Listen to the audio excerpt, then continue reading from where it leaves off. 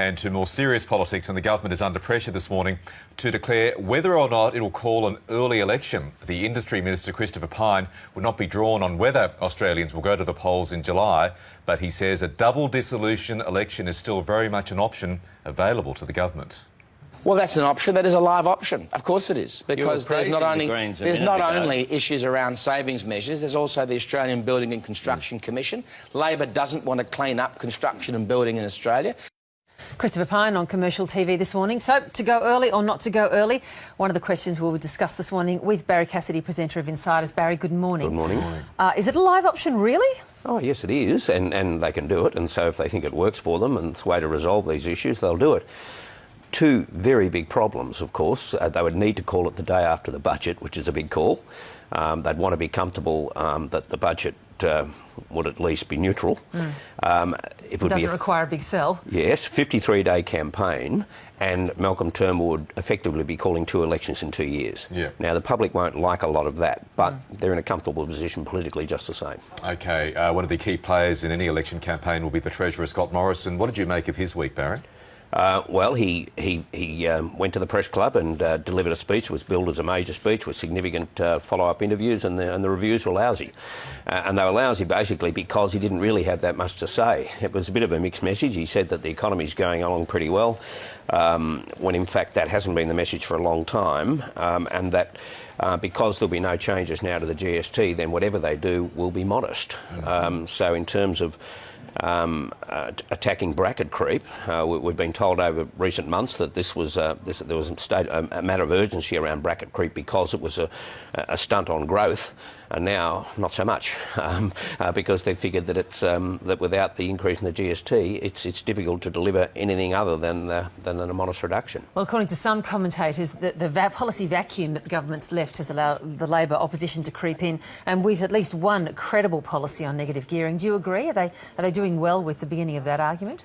Not just with negative gearing, but Labor's put quite a few things out there, but negative gearing has got a lot of attention. I thought that when Jeff Kennett was on this program, at least you ran Jeff Kennett from a radio grab early in the week. Perhaps we can hear that and then we can take it from there. Our people are saying it's not going to deliver the benefits in the short term, but this isn't a short race. We've got a huge debt, massive interest rates at $1 billion now in interest a month, $1 billion wasted. And so this is a thing that we've got to address over a period of time, and I think good policy deserves to be supported. Now, the point that he makes there is the government's main criticism of negative gearing, at least apart from the fact that it hits mum and dad investors, is that there's no short-term gain. Now, politicians have been telling us for so long that they've got to look at the medium and long-term, and there's significant medium and long-term gain. You can't say that $3 billion a year is something to be sneezed at, and eventually $7 billion now, according to Chris Bowen. So there was that criticism of it, and of course you could argue all day as to whether who really benefits from negative gearing. Of course, in numerical terms, people on 80 grand or less do very well, and a lot of them take advantage of it. But in sheer weight of numbers, in terms of the big benefit, those who get the big tax concessions are the surgeons, not the school teachers. New Zealand Prime Minister John Key is visiting Australia at the moment, Barry. He's having a very special sleepover as well. Isn't that extraordinary? That Malcolm Turnbull, who's decided that he'll stay at Point Piper rather than Kirribilli House, is now having overseas guests stay with him at Point Piper. Well, there's enough room. Yes, and according to Dennis Shanahan's story this morning in The Australian, John Key will be bringing 2 bottles of wine, as Australians and Kiwis do, of course. Yes. You never turn up for dinner without bringing your own wine. Fair enough, yeah. There'll be a bottle of red and a bottle of white. But it's a relaxed way of building up a relationship, though these guys are already fairly close. But as Dennis pointed out, it's not unique in the world. George Bush had John Howard stay over.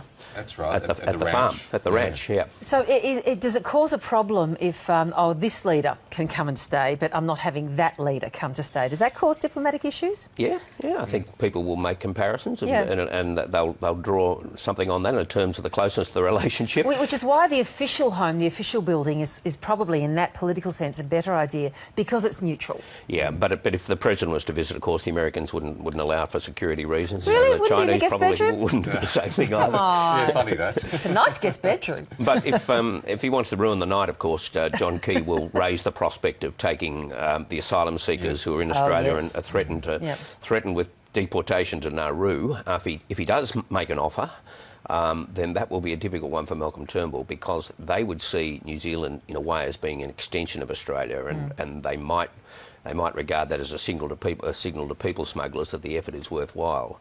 That's a bit of a stretch, but it may be the way they see it.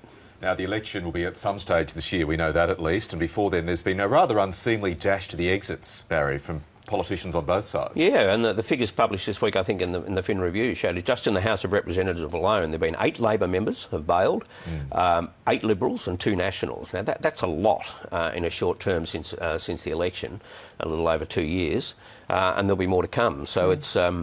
but the suggestion that there is renewal in there is there's something to be said for that. It was embarrassing, I think, for Bill Shorten, though, that all of the sitting members in WA, all 3 of them, have gone. Now, all for different reasons, but I think essentially if they felt that Labor was going to win the next election, then they would probably stick around. Which gets us onto our wooden spooner.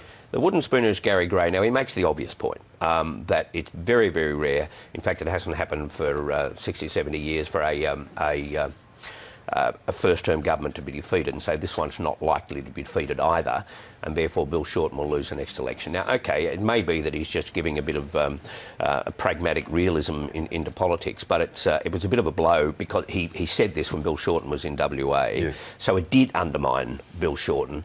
It certainly did nothing for the morale within the Labor Party. It was also a little bit mean, wasn't it, for a party member, because the comments were made while Bill Shorten was in the air, so he landed... you know, to be greeted at the airport with the microphones under the chin. Yeah. Can you please respond to something you haven't even heard yet? Yeah, the moment that he arrived. Look, as Tony Burke said, Gary Gray is a bit of a pessimist. He had these ongoing battles with Paul Keating when he was party secretary and Paul Keating was Prime Minister. And Paul Keating once said to him, look, Gary, you know what you can do. He'd had enough of him. He said, you can go off to Cooma and hand out how to vote cards for Jim Snow, and we'll get on with the campaign, right? To which Gary Gray said, well, I'm just amazed that you knew that... Cooma was in Jim Snow's electorate, but that's the kind of character he is. He's had lots of battles along the way, but he's got a great sense of humour. Walks to the beat of his own drum. He does. Barry, always good to see you. We'll look forward to Insiders on Sunday morning. Thank you. Yes, and of course you can always watch it, and you should, 9 a.m. on ABC TV and News 24 every Sunday morning. There he is. Don't miss it.